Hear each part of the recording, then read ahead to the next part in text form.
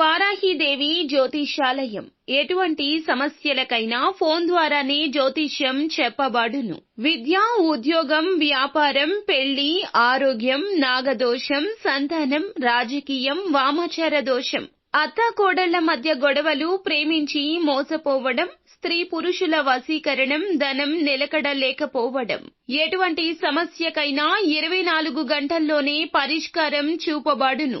Number 1 వశీకరణ specialist Pandit Pawan Namboodiri, Kerala తాంత్రిక గురువు గారు. Phone number 9043637512. అందరికీ నమస్కారం అండి. ఛానల్లోకి తిరిగి స్వాగతం. ధనుసు రాశి జాతకులు జూలై మాసంలో 11వ తేదీ అనగా మనకి శుక్రవారం తేదీ. ఈ రోజున ఈ రాశి జాతకుల జీవితంలో ఈ మార్పులు కలగబోతున్నాయి. ఇలాగే జరగబోతుంది. ఇంట్లో మాట్లాడే మాటల విషయంలో, ఆలోచనల విషయంలో మీ ఇంట్లోనే శత్రువులు దాగి ఉన్నారు అనేది మీకు తెలియకపోవచ్చు. ఏం జరగబోతుంది తెలియాలి అంటే వీడియో పూర్తిగా చూడాల్సిందే. ఓం శ్రీ వారాహిదేవియే నమః. వారాహి మాత అంటే ఇష్టమున్న ప్రతి ఒక్కరూ కింద కామెంట్ రూపంలో తెలియజేస్తూ అమ్మవారిని మనస్సులో ఒక్కసారి స్మరించుకోండి. మీ యొక్క కష్టం, ఇబ్బంది, బాధ, సమస్య అన్నీ మటుమాయం చేస్తుంది ఆ అమ్మవారు. మిమ్మల్ని, మీ కుటుంబాన్ని చల్లగా ఉండమంటూ దీవిస్తుంది. ఇక ఆలస్యం లేకుండా వీడియోలోకి వచ్చేద్దాం. మీ ఇంట్లో ఉన్న శత్రువు ఎవరు, వారు ఎలాంటి వారు, వారి గురించి, వారు కలిగించే ఇబ్బందులు, ఇంట్లో మాట్లాడే మాటల వల్ల కలిగే సమస్యలు, ఇలా అన్నింటి గురించి ఈ వీడియో చెప్తున్నాం కావున కాస్త ఎక్కువ సమయం పట్టొచ్చు. కానీ మీరు సమయాన్ని కేటాయించండి. ఇది మా కోసం కాదు, మీకోసం మీరు కేటాయిస్తున్న సమయము. కాస్తంత సమయం కేటాయిస్తేనే మంచా చెడ అనేది తెలుస్తుంది. అపనమ్మకం వలదు. జ్యోతిష్కులు చెప్పే ఏ మాటలో కూడా అసత్యం ఉండదు. ఈ విషయాన్ని గ్రహించి గమనించమంటూ ప్రత్యేకంగా మీకు తెలియచేయడం జరుగుతుంది. కావున నమ్మకంతో ఈ వీడియో చూడండి. మీ జీవితంలో ఏం జరగబోతుందో అన్ని వివరాలు కూడా తెలుసుకుందాం. మీ ఇంట్లోనే ఉండేటటువంటి శత్రువులు ఎవ్వరూ గమనించడం లేదు. వారి మాటల విధానం కానీ ఆ శత్రువులు ఎవరు అవుతారో కూడా మనం గ్రహించలేము. వాళ్ళు ఎలా ఇబ్బంది పెడుతున్నారు, వారి మనస్తత్వం ఏమిటి, ప్రతి అంశాన్ని మనం ఎప్పుడూ గ్రహించుకోలేం. కాబట్టి ముఖ్యంగా మీరు వివరంగా ఇప్పుడు చెప్తున్నట్లుగా ఇంట్లో ఉండే శత్రువులు ఎవరు, ఇంట్లో మాటల వల్ల శత్రువులు ఏ విధంగా మారతారు, ఏ విధంగా శత్రువులవుతారు, ఇంట్లో శత్రువులు కలిగించే ఇబ్బందులు ఎలా ఉంటాయి, ఇంట్లో ఉండేటటువంటి శత్రువుల మనస్తత్వం ఎలా ఉంటుంది, ఇలాంటి రకరకాల ప్రశ్నలు ఈ వీడియో మొదలు పెట్టకముందే మీ మధ్యలో మెదులుతూ ఉండొచ్చు. ఈ రాశి జాతకులకు ఈ రోజే ఎందుకు ఇలా జరగబోతుందంటే ఇది గ్రహ గోచార స్థితి. ఈ యొక్క స్థితి నుండి బయటపడడానికి మీరు చేసుకోవాల్సిన చిన్న చిన్న పరిహారాలు, దేవత ఆరాధన కూడా ప్రతిదీ చెప్పుకుందాము. ముఖ్యంగా ఇంట్లో ఉండేటటువంటి శత్రువులు ఎవరు అనేది చెప్తాము. స్నేహితుల రూపంలో ఉండే బంధువులు మొట్టమొదటిగా, అంటే దగ్గర బంధువులు కానీ వీరికి జాలిగా, సానుకూలంగా అనిపించవచ్చు.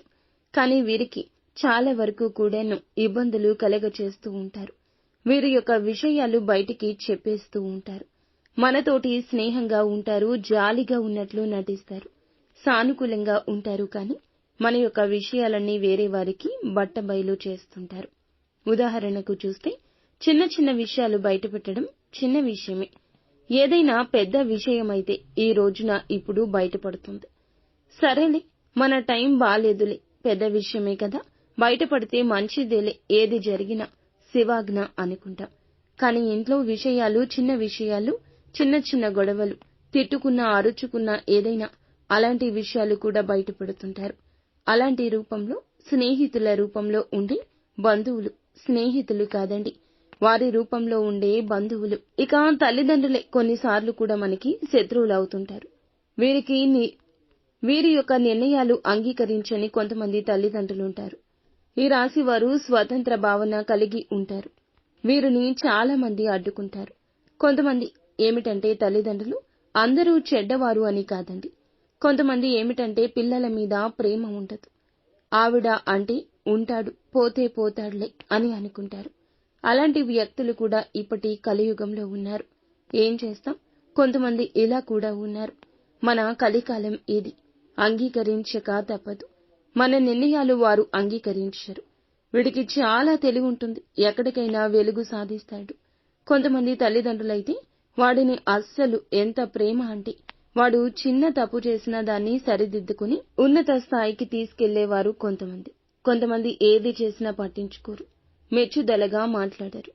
అంతేకాకుండా మీరు కష్టపడ్డం దేనికి, కష్టపడ్డం అవసరమా అన్నట్లుగా కూడా మాట్లాడే తల్లిదండ్రులుంటారు.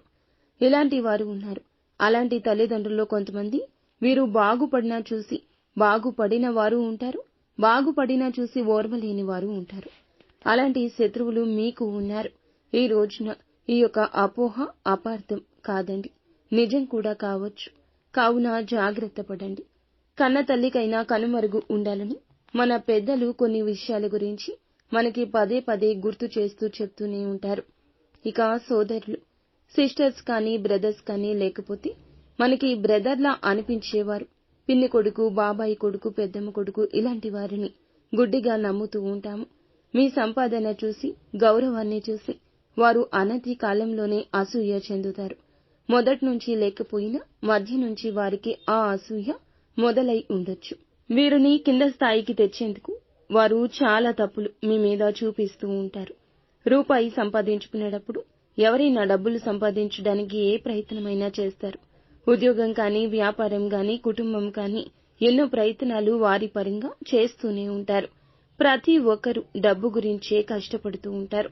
అలాంటి సమయంలోనే వీరికి పూర్తి స్థాయిలో ఇబ్బందులు కలిగిస్తూ మీ యొక్క ఆలోచనలు కార్యరూపం దాల్చకుండా అడ్డుకుంటూ ఉండేవారు మీ యొక్క ఇంట్లోని శత్రువులే. వారి మాటలు మీకు బాణంలాగా గుచ్చుకోవచ్చు, కానీ అది కూడా నిజమే కదా అని ధ్యాస కూడా కలగొచ్చు. వారు మన మంచికే చెప్తున్నారు అని కూడా అనిపించొచ్చు.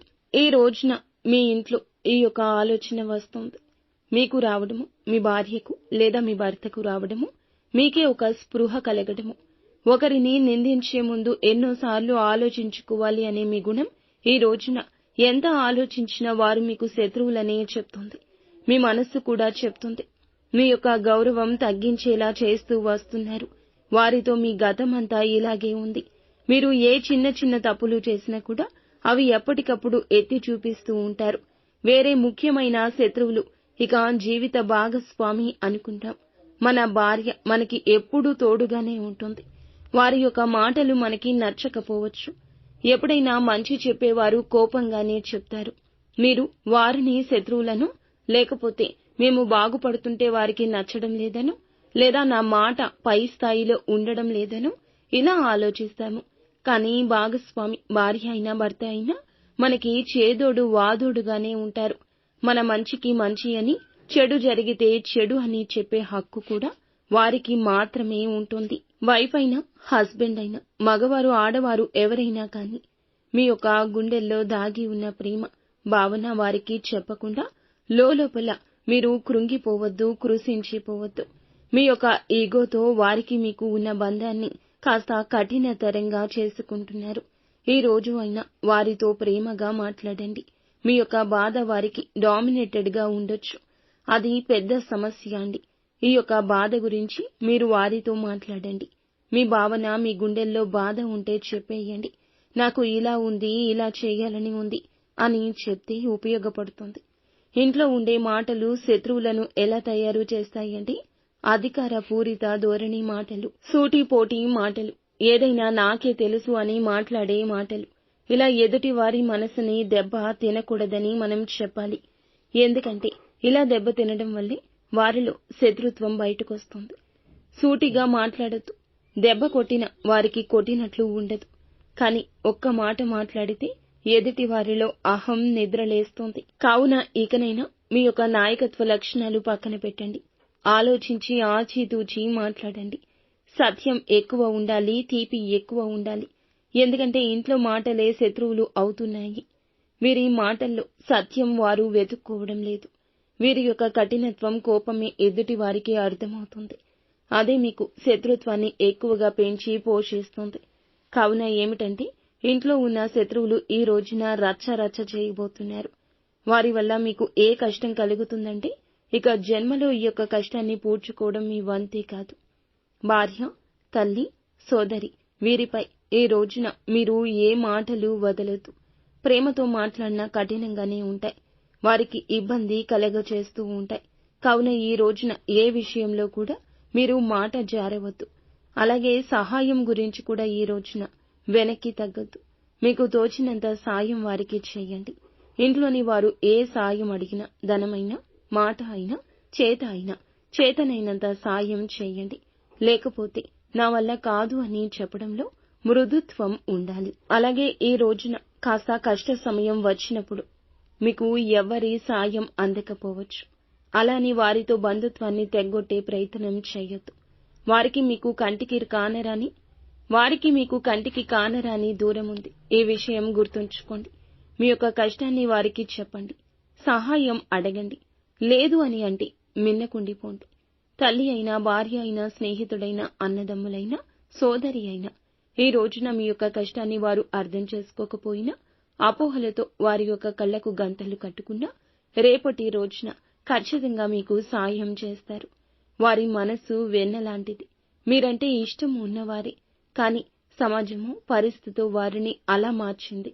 అలానే మీరు అపోహపడ్డం, వారితో గొడవలకు దిగడం లాంటివి అస్సలు చేయొద్దు. అలాగే మీ విజయాలు ఈ రోజున వారు చిన్నగా చూపించొచ్చు. ఇది మీకు నచ్చకపోవచ్చు. మీరు ఏదైనా ఈ రోజు విజయం సాధించినా, ఆకస్మిక ధనం మీకు కలిగినా, లేదా మీ విషయాల్లో వారు జోక్యం చేసుకున్నా, ఈ రోజున మీరు ఏది మాట్లాడకుండా ఉంటేనే మీ వ్యక్తిత్వాన్ని ఎక్కువ చేసుకున్నట్లవుతుంది. లేదంటే తక్కువ చేసి వారే మాట్లాడతారు. మిమ్మల్ని తెలివైన వాడే కానీ, టాలెంట్ ఉన్నా కానీ, మీ యొక్క వ్యక్తిత్వం రీత్యానే నీ యొక్క పొగరు వల్లే ఇలా జరుగుతుందంటూ కొంచెం తక్కువ చేసి మాట్లాడి మానసిక ఒత్తిడికి తేవచ్చు. నువ్వు అలా ఎందుకు చేస్తున్నావు అన్నట్లుగా మీ యొక్క ప్రతి పనిని తప్పుపట్టొచ్చు. ప్రత్యక్ష యుద్ధం చేయొచ్చు, పరోక్ష యుద్ధం చేయొచ్చు. ధనపరంగా కూడా అడ్డంకులు పెట్టడం, ముఖ్యంగా సోదరి, భార్య లేదా స్నేహితుల రూపంలో బంధువులు మనకి ఈ రోజు ఇబ్బందులు కలిగించవచ్చు. ఎప్పటికప్పుడు మీ యొక్క చికాకులు తగ్గించుకోండి. ముఖ్యంగా సోదర, సోదరీమణుల ఇబ్బందుల్లో చికాకులు ఉన్నాయి. మీ యొక్క మనస్తత్వం, మీ యొక్క కార్యాచరణ శక్తి, మీ యొక్క ఓర్పు, ఓపిక ఈ రోజు రెట్టింపు కావాలి. వారి ముఖానికి ముందు నవ్వు ఉన్నా లోపల అసూయ ఉండొచ్చు. లేదా మీ పైన కోపం ఉండొచ్చు. పైకి ప్రేమగా నటించొచ్చు. లోపల ఇంకొక విషయం దాగి ఉండొచ్చు. మీ జీవితం కిందకి రావాలని వారు కోరుకుంటూ ఉండొచ్చు. ఎవరు ఎన్ని అనుకున్నా భగవంతుని అనుగ్రహం మీకు ఉంది. ఈ విషయం గుర్తుంచుకోండి. అలా కాకుండా వారితో యుద్ధాన్ని ప్రకటించొద్దు. లోపల గుర్తుంచుకోండి. మీకు వచ్చే ఇక ఏ అవకాశమైనా, మీకు వచ్చే ఏ పరిస్థితి అయినా వారితో ఇక విన్నవించొద్దు. వారు శత్రువులు, ప్రియమైన శత్రువులే. వారి వల్ల మీకు కోపం కలగొచ్చు. కానీ ఇదంతా ఈశ్వరేచ్ఛ, గ్రహస్థితి. వారే అర్థం చేసుకుని భవిష్యత్తులో మారతారు. ఈ రోజున దాని గురించి సమయం కేటాయించి ఆలోచించి మానసిక ప్రశాంతతను కోల్పోవద్దు. ముఖ్యంగా ఈ రాశివారు ఈ రోజున సూర్యునికి అర్ఘ్యం సమర్పించండి. సూర్య నమస్కారాలు చేసుకోండి. సూర్యునికి ఉదయాన్నే లేచి నీటిని దారపోయండి. ఇంట్లో ఉండే శత్రు సమస్యలు ఇది తగ్గిస్తుంది. శనివారం నాడు ఎర్ర గులాబీ పువ్వులు హనుమంతుల వారికి సమర్పించండి. శత్రు భయం తగ్గుతుంది. చిన్నవారిని మధుర వాక్యాలు వినిపించండి. ఇంట్లో సానుకూల శక్తి పెరుగుతుంది. మీరు ప్రతి వారం రోజుల్లో కూడా ఒక శనివారం తిథి నాడు ఓం హ్రీం హ్రీం హ్రోం సహసనియే నమః ఈ యొక్క మంత్రాన్ని జపించడం చాలా ఉత్తమం. ప్రతి విషయంలో కూడా అనుకూలతలు నిలబడతాయి. ప్రతి పనిలో విజయం దక్కుతుంది. అనుకున్న పనుల్లో చక్కగా నెరవేరే అవకాశం వస్తుంది. సో ఫ్రెండ్స్, చూశారుగా ఇంట్లో ఉండే శత్రువుల గురించి, తీసుకోవాల్సిన జాగ్రత్తల గురించి, వారికి మీకు మధ్యన ఉండాల్సిన మాధుర్యం ఎలా పెంచుకోవాలో తదితర అన్ని వివరాలు మీకు నచ్చితే తప్పకుండా మా వీడియోని లైక్ చేసి మా ఛానల్ని సబ్స్క్రైబ్ చేసుకోండి. ధన్యవాదములు.